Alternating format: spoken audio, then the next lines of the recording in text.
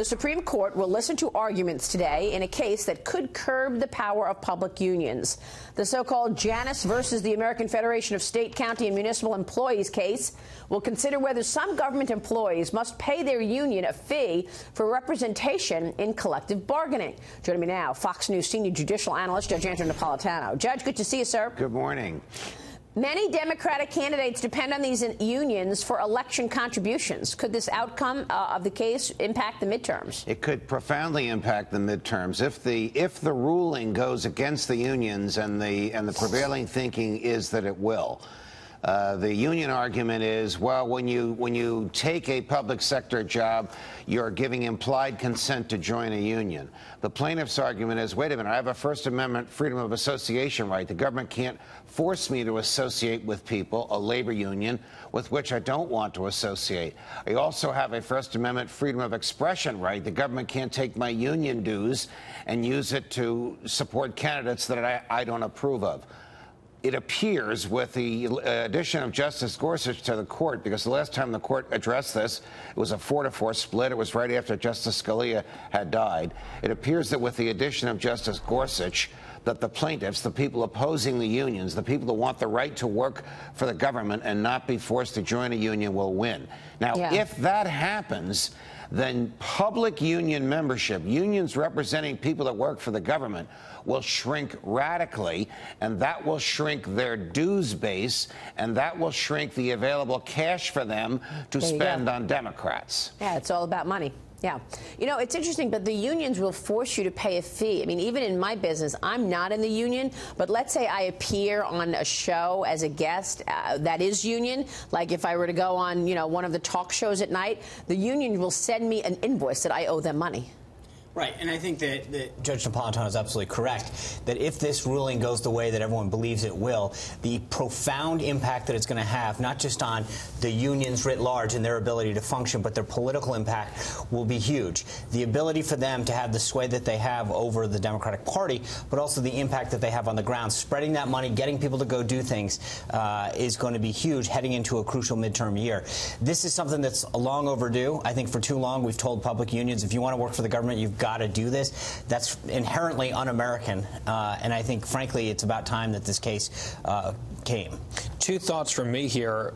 Last election cycle, 2016, the headline that's buried, government unions, so public sector unions, spent $166 million on those campaigns, almost all of which went to Democrats. Wow. So that's a huge amount of money. We're talking about the NRA buying people, quote unquote. $166 million just from the public sector unions is extraordinary.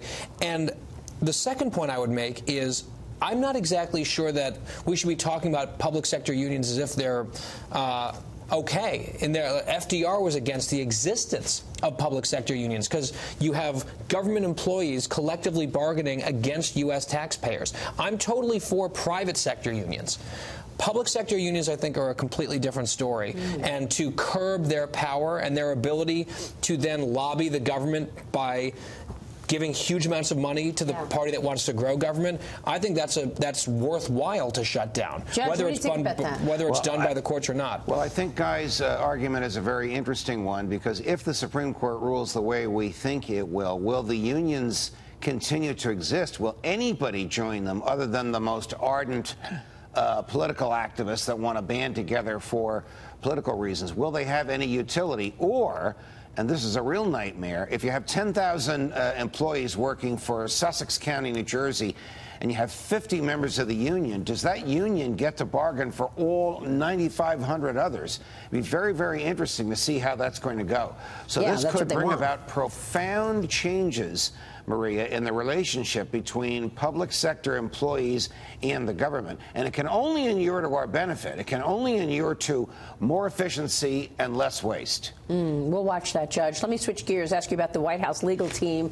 Reports say that they are weighing different ways that the president could testify before Special Counsel Robert Mueller, according to the Wall Street Journal. Some options include giving written answers, limited face-to-face testimony. White House Principal Deputy Press Secretary Ross Shaw told me this yesterday when he joined me on Sunday Morning Futures. Listen. The special counsel has been in touch with the president's personal attorneys and legal team. We're going to allow them to carry on that conversation. As a White House and as an administration, we've been fully cooperative with the special counsel because, as the president stated many times, there's no collusion, there's no obstruction, there'll be no findings of wrongdoing. Judge, should the president do this? No. I mean, I've been arguing for a long time that Donald Trump, who does not exactly use an economy of words when he's answering a question or making a statement, the prosecutors will have a field day in tripping him up or trapping him or getting to contradict himself. Remember, he won't be under oath yet.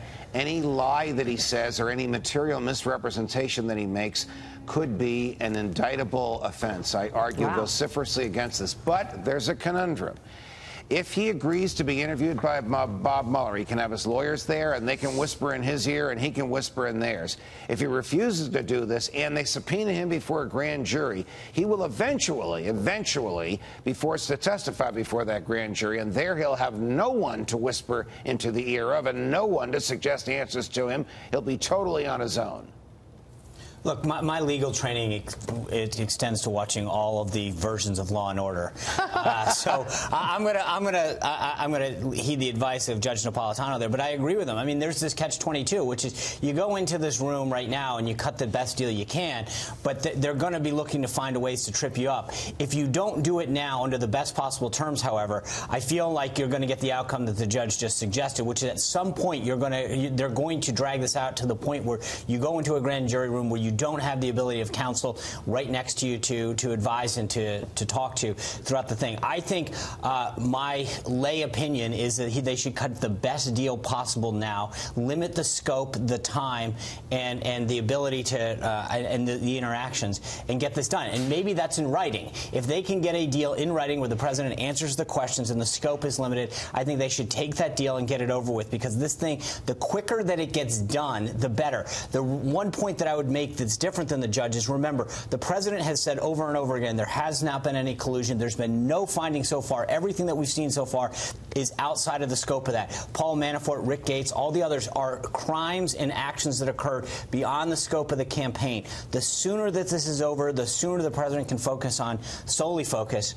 on the agenda that he has, that I think has largely been successful, both in terms of domestic policy and foreign policy. Judge, what do you think about that idea of maybe the president doing some sort of deal here where he will and his lawyers will answer questions in writing, so he will be participating in and cooperating with the Mueller investigation, just not in a free-flowing individual conversation in a room somewhere?